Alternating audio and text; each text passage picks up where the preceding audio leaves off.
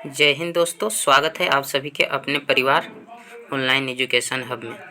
चलिए आज आप सभी के लिए फिर से हम जो है पॉलिटिकल साइंस का जो है 20 महत्वपूर्ण एमसीक्यू लेकर के आए हैं, जो कि आपको झारखंड पुलिस, जेपीएससी, जेएसएससी अन्य बहुत सारे प्रतियोगिताओं के लिए बहुत उपयोगी है।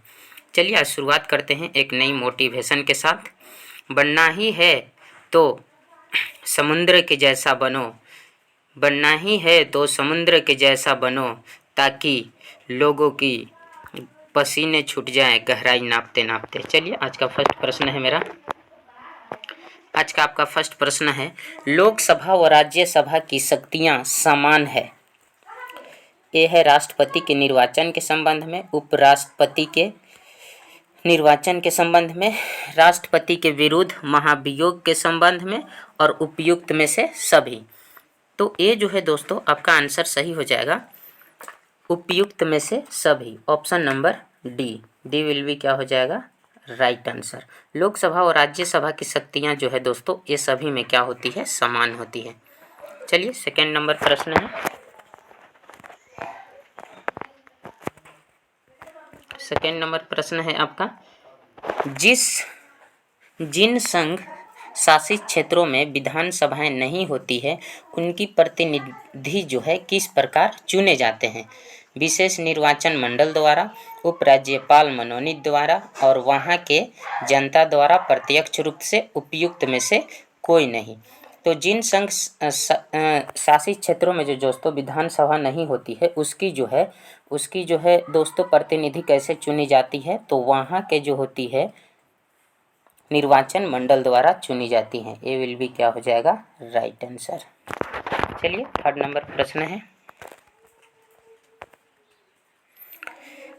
नागरिक बनने की निम्नलिखित शर्तों में से आवश्यक शर्त क्या है ना। राज्य की सदस्यता, उच्च परिवार की सदस्यता, उच्च जाति की सदस्यता, किसी धर्म का समर्थन। तो नागरिक बनने के लिए दोस्तों जो आपको चाहिए आवश्यक क्या है, राज्य की सदस्यता। ए विल बी क्या हो जाएगा राइट आंसर। चलिए 4 नंबर प्रश्न है। 4 नंबर प्रश्न है दोस्तों, मंत्रिपरिषद व्यक्तिगत रूप से उत्तरदायी होता है राष्ट्रपति के प्रति, प्रधानमंत्री के प्रति, लोकसभा अध्यक्ष के प्रति, सांसद के प्रति। तो आपका आंसर सही हो जाएगा दोस्तों क्या, राष्ट्रपति के प्रति। A will be right answer. Next चलते हैं 5 नंबर प्रश्नों को देखिए, बहुत ही वीआई प्रश्न है ये। क्या है, भारतीय संविधान के उद्देशिका में परिवर्तन किस संशोधन अधिनियम में किए गए थे, है ना। 38वां संशोधन अधिनियम 1975, 40वां संशोधन अधिनियम 1976, 42वां संशोधन अधिनियम 1976 और 44वां संशोधन अधिनियम 1979। किसमें किया गया था दोस्तों, 42वां संशोधन अधिनियम 1976। सी विल बी क्या हो जाएगा आपका राइट आंसर, सी वाला सही जवाब। चलिए 6 नंबर प्रश्नों को देखते हैं। 6 नंबर प्रश्न है, भारतीय संविधान के किस अनुच्छेद में नागरिकता संबंधी प्रावधान किए गए हैं, है ना। अनुच्छेद 1 से 4 तक, अनुच्छेद 5 से 11 तक, अनुच्छेद 12 से 35 तक और अनुच्छेद 36 से 51 तक। तो किसमें संशोधन किया गया है दोस्तों नागरिकता संबंधी, तो अनुच्छेद जो है अनुच्छेद 5 से लेकर 11 तक। बी वाला क्या हो जाएगा आपका राइट आंसर। चलिए 7 नंबर प्रश्नों को देखते हैं। सर्वोच्च न्यायालय कौन सा प्रलेख जारी नहीं कर सकता है। सर्वोच्च न्यायालय जो है दोस्तों कौन सा प्रलेख जारी नहीं कर सकता है। बंदी प्रत्यक्षीकरण, निषेधाज्ञा और प्रतिषेध और परमादेश। तो कौन सा जारी नहीं कर सकता है दोस्तों, निषेधाज्ञा जो है दोस्तों जारी नहीं कर सकता है। बी वाले क्या हो जाएंगे राइट आंसर। चलिए 8 नंबर प्रश्न को देखते हैं। उच्च न्यायालय के मुख्य न्यायमूर्ति और अन्य न्यायाधीश कितनी आयु तक पद पर बने रहते हैं। 64 वर्ष तक, 65 वर्ष तक, 60 वर्ष तक और 62 वर्ष तक, है ना। तो कितने वर्ष तक बने रहते हैं दोस्तों, तो 65 वर्ष तक। बी वाले क्या हो जाएंगे आपका राइट आंसर। 65 वर्ष तक जो है क्या करते हैं, बने रहते हैं। 9 नंबर प्रश्न रहा ये आप सभी का स्क्रीन पर।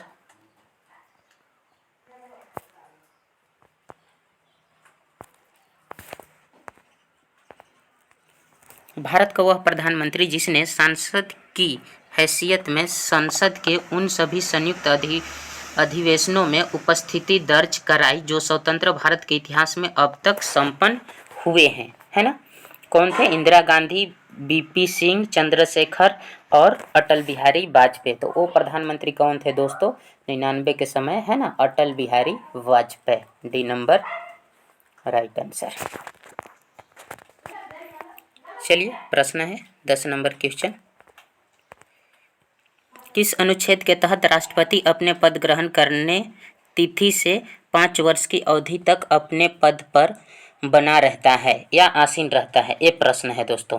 तो अनुच्छेद 54, अनुच्छेद 56, अनुच्छेद 57, अनुच्छेद 58। तो किसके तहत बना रहता है दोस्तों? अनुच्छेद 56 के तहत। बी वाले क्या हो जाएगा सही आंसर। चलिए 11 नंबर प्रश्न है। संयुक्त पावर समिति में कितने सदस्य होते हैं? 22, 30, 45 और 60, है ना। तो कितने सदस्य होते हैं दोस्तों? 45, है ना। सी विल भी क्या हो जाएगा राइट आंसर। 12 नंबर प्रश्न को देखते हैं।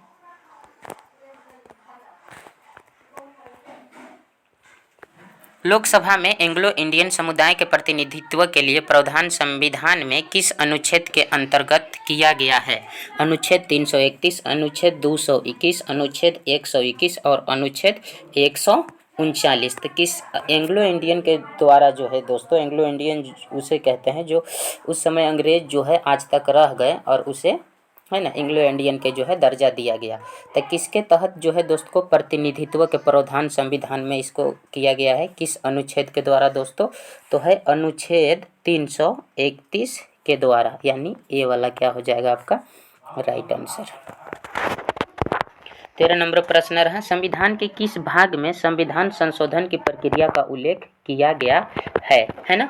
ये आपसे पूछा जा रहा है भाग 3 में, भाग 4 में, भाग 20 में, भाग 21 में। तो किस में किया गया है दोस्तों? भाग जो है आपका 20 में किया गया है, यानी C will be right answer. 14 number प्रश्न।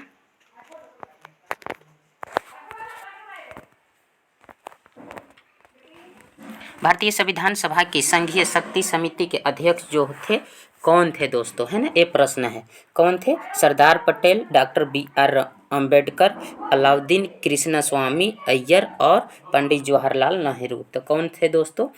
संघीय शक्ति के समिति के अध्यक्ष थे आपका पंडित जवाहरलाल नेहरू।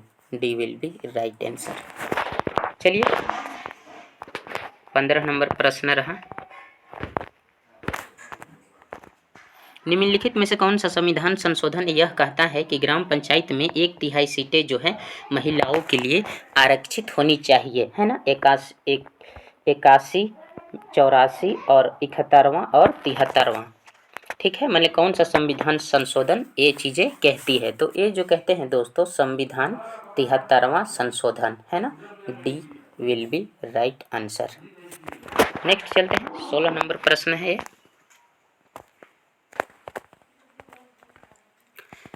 पंचायती राज का मुख्य उद्देश्य है कृषि उत्पादन को बढ़ाना, रोजगार सृजन कराना, जनता को राजनीतिक रूप से जागृत करना, जनता को विकासमूलक प्रशासन में भागीदारी योग्य बनाना, है ना दोस्तों। इसका उद्देश्य क्या है दोस्तों? तो जनता को विकासमूलक प्रशासन में भागीदारी बनाना, है ना। डी वाले क्या हो जाएगा राइट आंसर। 16 नंबर हो गया दोस्तों। 17 नंबर को देखते हैं क्वेश्चंस को हम